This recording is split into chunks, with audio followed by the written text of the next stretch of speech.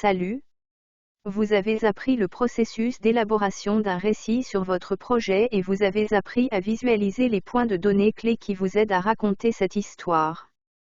Il est maintenant temps de tout rassembler. Dans cette vidéo, nous allons mettre en évidence quelques techniques de présentation utiles. Pensez à l'un de vos conférenciers préférés et pourquoi vous appréciez tant leur présentation. Est-ce leur voix, leur connaissance ou la confiance qu'ils dégagent en parlant? Brené Brown est l'une de mes enceintes préférées. Elle est largement connue pour son TED Talk 2010, The Power of Vulnerability, qui a reçu 60 millions de vues dans le monde. Brown n'a pas commencé sa carrière en tant que conférencière, mais en tant que professeur-chercheur à l'université de Houston. Aujourd'hui, elle utilise la prise de parole en public comme moyen d'enseigner aux cadres et aux dirigeants le courage et l'empathie. Les orateurs publics passent beaucoup de temps à travailler sur leur métier. Parler à un public, que ce soit pour informer, divertir ou partager, n'est pas toujours facile, et les données seules ne suffisent pas à convaincre les gens que vous avez pris les bonnes décisions ou que votre projet a eu un impact. Une présentation efficace aide à transmettre le travail important que vous et votre équipe accomplissez sur votre projet.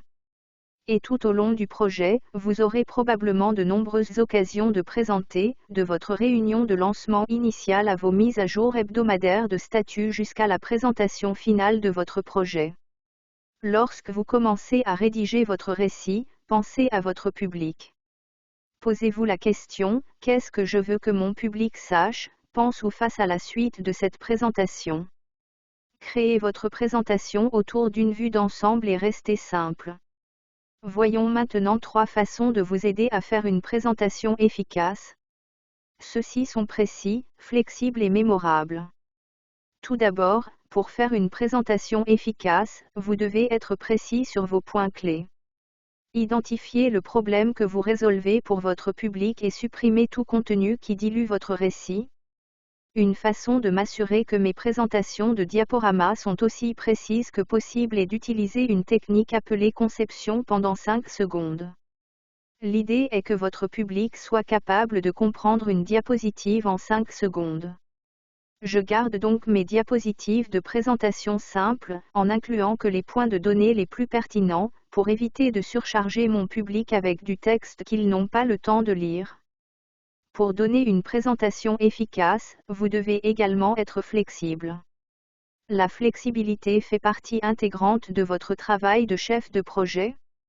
Par exemple, il est possible qu'une partie prenante doive quitter votre présentation de manière inattendue ou que d'autres participants arrivent en retard. Réfléchissez à l'approche que vous adopteriez si vous deviez raccourcir votre présentation d'1 heure à 30 minutes, voire 5 minutes.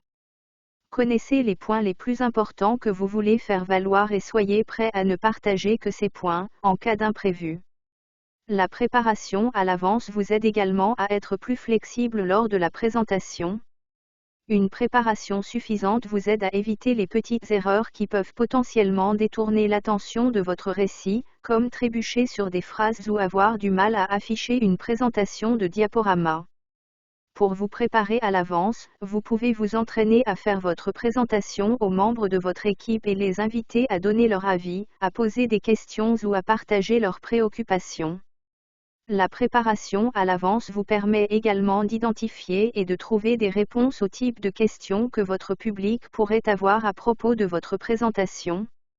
Cela vous donne également le temps d'imaginer et de vous préparer aux éventuelles objections que votre public pourrait avoir aux décisions que vous souhaitez prendre. Enfin, soyez mémorable. Développez une stratégie qui contribue à rendre votre récit inoubliable. Pensez à une narration efficace. C'est le point où vous souhaitez lier votre analyse de données, une visualisation efficace et mettre la touche finale à votre récit pour tout rassembler. Utilisez des histoires ou incluez des répétitions pour aider votre public à se souvenir des informations à l'avenir. Un autre conseil utile est de faire attention à votre langage corporel lors de la présentation. Maintenez une posture droite et posez vos mains à vos côtés. Lorsque vous faites valoir un point, essayez d'élever le ton de votre voix pour mettre l'accent. Prenez votre rythme en utilisant des pauses intentionnelles et parlez environ la moitié de la vitesse à laquelle vous parleriez normalement tout en gardant vos phrases courtes.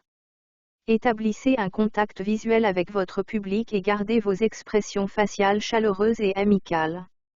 Enfin, ayez confiance. Vous avez fait les recherches et êtes bien préparé, vous pouvez mettre vos soucis de côté.